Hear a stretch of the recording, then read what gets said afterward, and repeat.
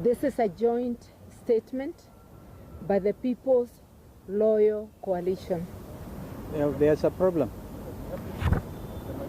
Oh, you can't see me. Can we get some staircase? You know, they normally would have something. I'm vertically challenged. Mother is vertically challenged. You know, it's possible. Fellow Kenyans, we address you on two critical issues confronting the country as the socio-economic crisis worsens.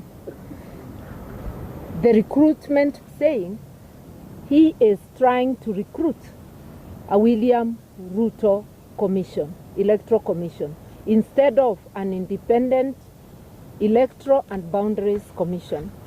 This nefarious exercise, we believe, is intended to manipulate or rig the next general election to perpetuate the continuation of the Kenya Kwanza regime that has clearly lost the trust and confidence of a majority of Kenyan people.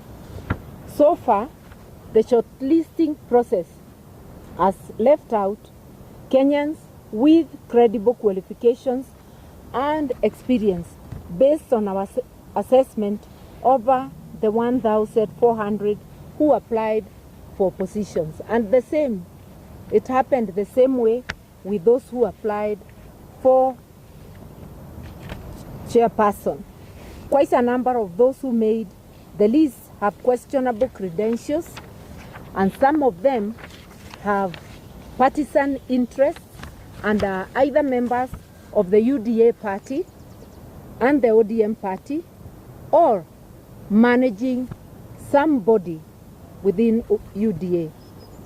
There are serious allegations of integrity and grave inherent conflict of interest.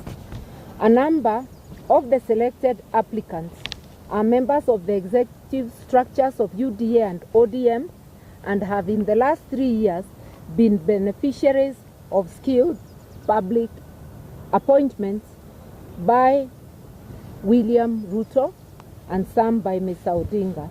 We wish to point out the case of Joy Medieval.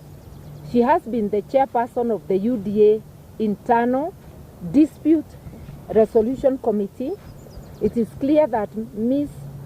MS Medieval is not eligible for consideration for appointment as IEBC Commissioner as stipulated in Article 88.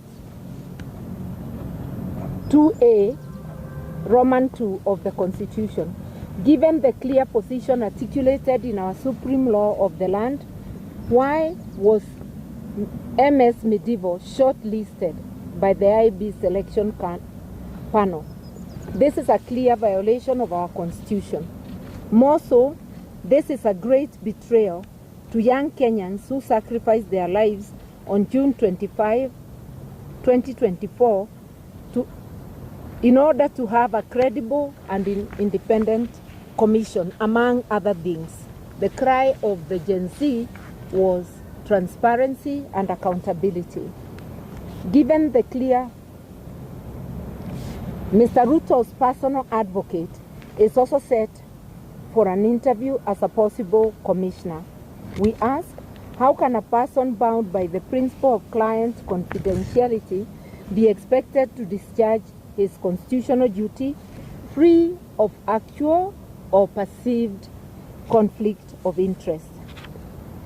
Would he be non-partisan if he is recommended for the position? It is seemingly becoming plausible that the review of the original list was designed to accommodate the interests of the top members of government.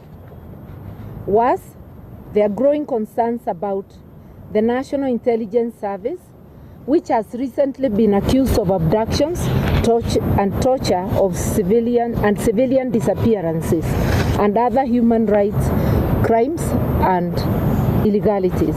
We challenge the IEBC selection panel to categorically explain how Ms. Medieval and Katwa Kigen were shortlisted and the role, if any, of the NIS in the selection process.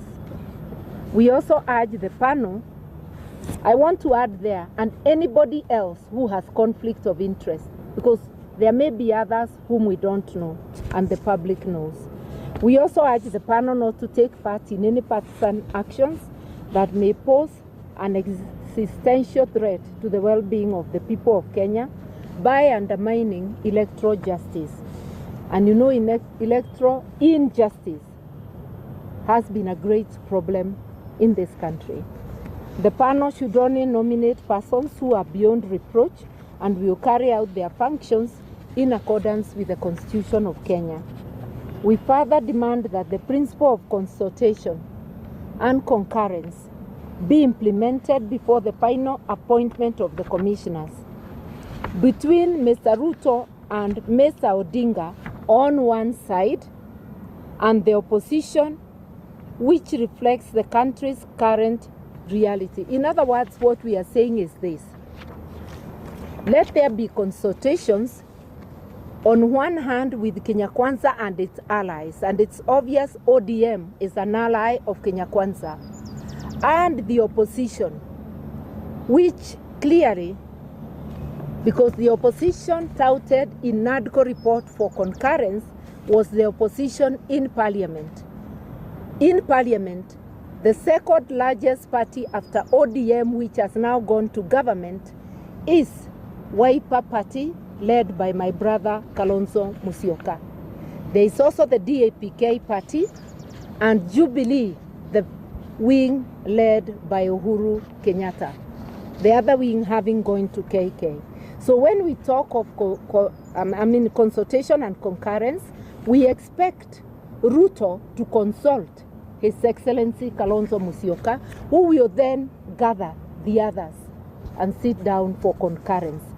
Any appointment of the chairperson or commissioners without reverting to the opposition is totally unacceptable, and we will take whatever action is available to us, legal and political. On the violent early elections campaigns by UDA and ODM, following the unholy union, Mr. Ruto launched an aggressive campaign in Nairobi, accompanied by UDA and ODM officials. The disruptive early campaign featured marauding gangs who went on robbing and mugging sprees against unsuspecting Kenyans going about their everyday life under police protection. We say so because police were in view when people were being mugged and did nothing. Mr. Ruto also illegally exploited public resources to mobilize the paid up masses. The phony display of support failed miserably, and the preposterous fake promises of creating and distributing millions of free chapatis to Kenyans did not quell the people's rage against this discredited and rogue leadership. It begs the question that many are asking across the country: how desperate and to what new laws will this rogue regime sink to? As the Ruto regime prepares to invade Mount Kenya, they are already there. We've been hearing them on the radio. A region with their misguided, Mount Kenya region with their misguided brand of politics, ya tutatenga tutaleta, and I heard him repeating the same words. We demand that common decency, basic courtesy and civility and decorum, terms that appear unfamiliar to Ruto and his ilk, that they should replace their vile and violent brand of politics which they recently introduced in Nairobi. We are cautioning him. Do not take thugs to the people of Mount Kenya and to any people in this great country of ours. Go to the people. If you believe they have given you mandate and your mandate is still current, go to them without having to mobilize thugs. without having to bus people to go and clap for you in a place they don't belong to. Finally, we call on citizens of Mount Kenya region to remain peaceful and patient and not to be goaded by the bad, insightful and hateful behavior of this discredited regime. We also have an issue with the Nairobi County government, which has recently declared Nairobi River Corridor with its demographic implications. We express our strong reservations on the declaration by the Nairobi City County on March 6, 2025, that proclaimed the Nairobi River Corridor as a special planning area, SPA. This will affect private properties to which people have titles. It will affect properties from Naivasha Road to Ruai, including along the tributaries of Nairobi River. We remind the Nairobi City County government that conversion of private property into public land is a function of the National Land Commission, NLC. It is all of the National Land Commission through this illegal and unconstitutional declaration. In order to make a declaration like this, noting that via the Constitution, rivers and lakes belong to the national government, not to counties.